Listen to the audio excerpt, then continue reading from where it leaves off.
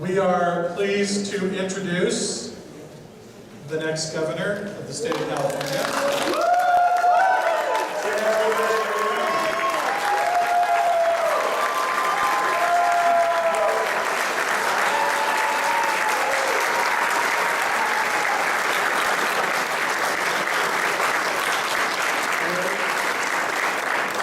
Now this is a proper caucus with a sound system.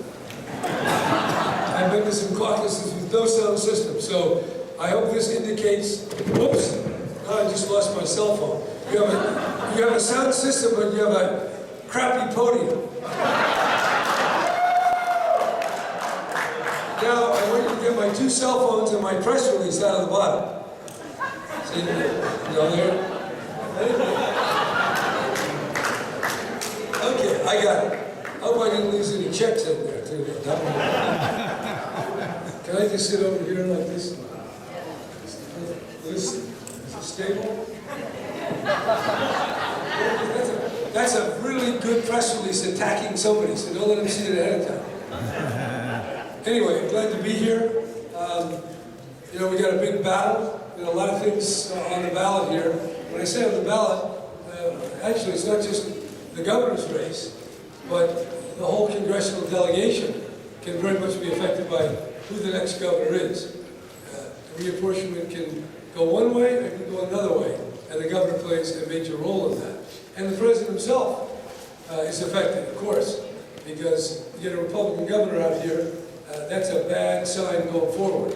You get a Democratic governor, a reaffirmation of the values that won our last national election. That's also important.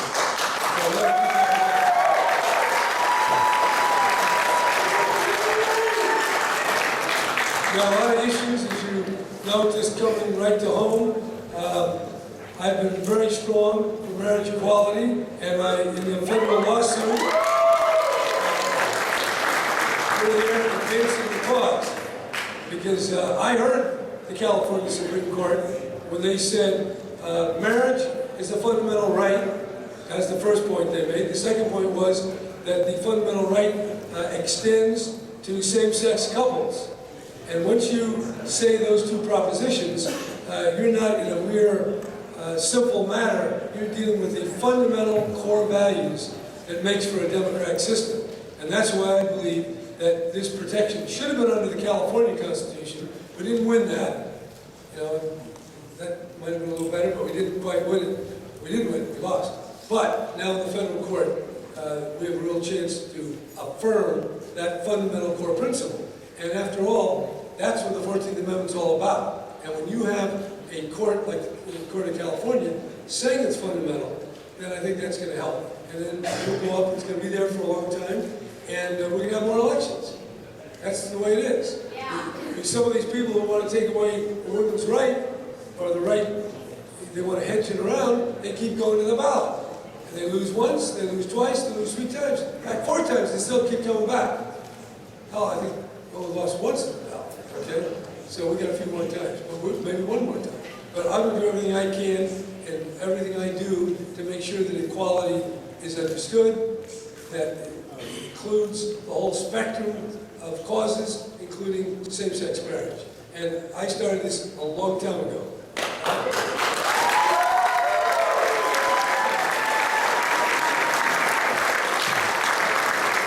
Not the support of same-sex marriage. I didn't mean that 30 years ago. I couldn't even conceive of that, too. But the principles that really have given rise to this whole birth of equality as it's shown up in California. Now, I'd like to tell you a lot of things that I've done, but my advisors warn me, don't talk about the past. You got to talk about the future. And the future of California is good. And I want to tell you why it's good. We got a little deficit. We got a little deficit of $20 billion. And it's bad. It's a bad old deficit. But compare it to the wealth of California that is created in 1 year, called the gross state product. That's 1.8 trillion. Even last year it was 1.7 trillion. So it's more or less in that range. Well, the deficit's only 17, 18, maybe 19 billion. That's about 1% if you're good at your math. That's 1%. Hell, the United States, their deficit is 10%. of their gross state product. So we're 10 times better than the federal government.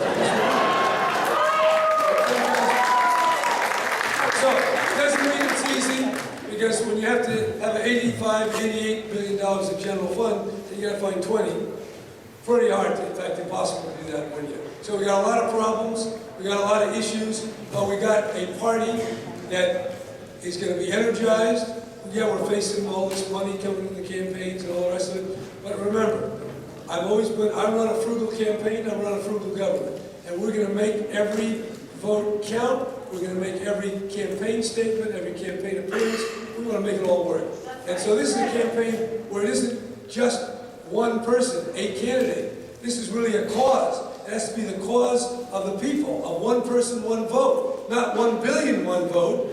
No, it's all coming together. And I really see California, we are the pace setter. If we can wrestle that budget to the ground and get something done, if we can protect the environment, we can deal with our water issues and energy, clean up this prison system that is out of control, we can really show the way. So I say, even though it's tough, and it is daunting, that's why people say, why would you ever want to run for governor?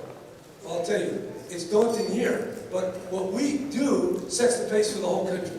We are a pace setter. We're a pace setter in technical innovation, in social innovation, in environmental protection. So we want to stay on that cutting edge. And that's the way I see it. So thanks for coming by.